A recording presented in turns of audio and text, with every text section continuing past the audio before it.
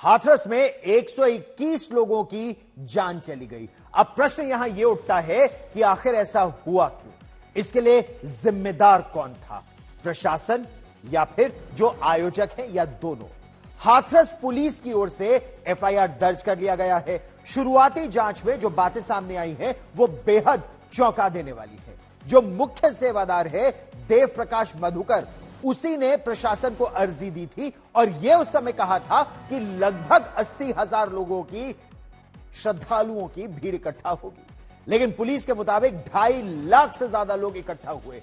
प्रशासन ने सत्संग के दौरान खुद सारी व्यवस्था करने का दावा तो किया था, लेकिन इंतजाम किए नहीं गए थे। यानी कोई एग्जिट और एंट्री पॉइंट अलग से नहीं बनाया गया था। उन्हें मार्क करने का जो पूरा रास्ता बताना था वो नहीं किया गया था। सत्संग स्थल पर कोई मार्किंग नहीं दिखी, कोई इमरजेंसी रास्ता नहीं बनाया गया था, मेडिकल टीम की कोई व्यवस्था नहीं थी। ऐसा प्रारंभिक जांच में निकला है, लेकिन विस्तृत जांच में, और अब आदेश यह हुआ है कि न्यायिक जांच होगी तो उसमें निकल कर आएगा कि मेडिकल टीम वहां तैनात थी या नहीं। 5 एम्बुलेंसेज होनी चाहिए थी, वो थी या नहीं? प्रारंभिक जांच के मुताबिक एम्बुलेंसेज नहीं थी। उमस इतनी है, गर्मी इतनी है, कूलर और पंखे की व्यवस्था होनी चाहिए थी, लेकिन उसका कोई इंतजाम नहीं था। भीड़ के हिसाब से वहां का वेंटिलेशन सिस्टम बेहद कम था और वॉलंटियर वहां पर बहुत कम थे। यानी वॉलंटियर्स जो वहां पर सेवादार होने चाहिए थे, जो नियंत्रण कर सकते थे भीड़ पर, कौन सी भीड़ किस एरिया में होगी निर्धारित करना था, ऐसा कुछ नहीं था। वॉलंटियर्स नहीं थे।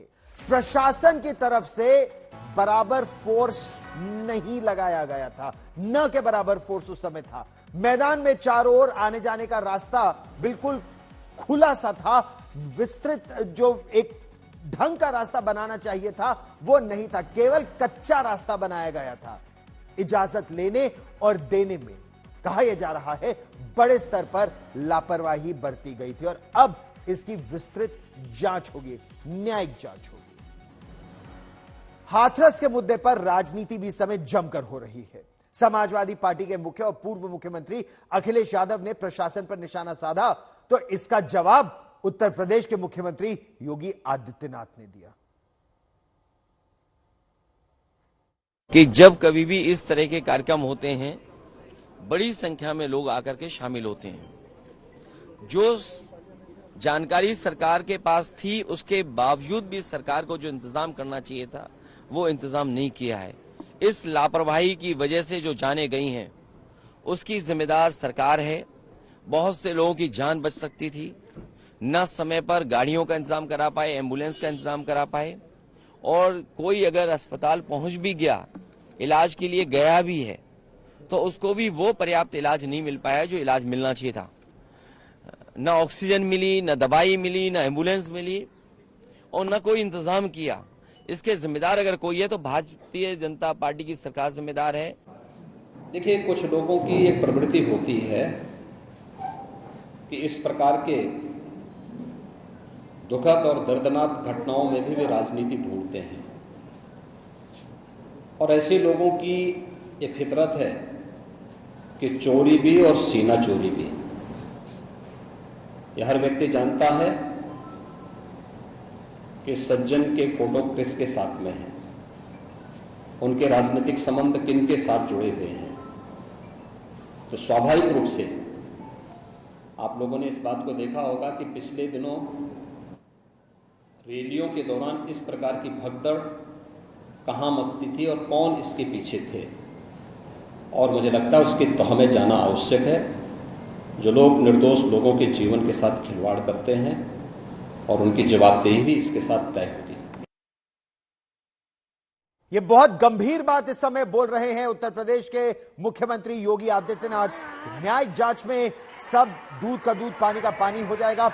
हाथरस की घटना पर हाथरस के एसडीसी की रिपोर्ट भी सामने आ गई है। इस रिपोर्ट में एसडीएम रविंद्र कुमार ने लिखा है, जो लिखा है हम आपको वो भी बताते हैं। एसडीएम ने लिखा है कि 2 जुलाई को नेशनल हाईवे 91 पर फुलरई गांव मुगलगढ़ी में नारायण साकार हरि का प्रवचन कार्यक्रम था। मैं मौके पर था। सत्संग के पंडाल में करीब 2 लाख से अधिक की भीड़ थी। नारायण साकार हरि दोपहर 12:30 बजे सत्संग पंडाल में पहुंचे। 1 घंटा कार्यक्रम चला। करीब 1:40 भोले बाबा पंडाल से निकलकर हाईवे 91 पर एटा की ओर जाने के लिए आए। जिस रास्ते से भोले बाबा निकल रहे थे, उस रास्ते की और सत्संगी महिला पुरुष बच्चे उनके दर्शन व चरण स्पर्श और उनके चरणों की धूल लेकर अपने माथे पर लगाने लगे। बीच में बने डिवाइडर पर काफी अधिक संख्या में दर्शन के लिए लोग पहले से ही खड़े थे।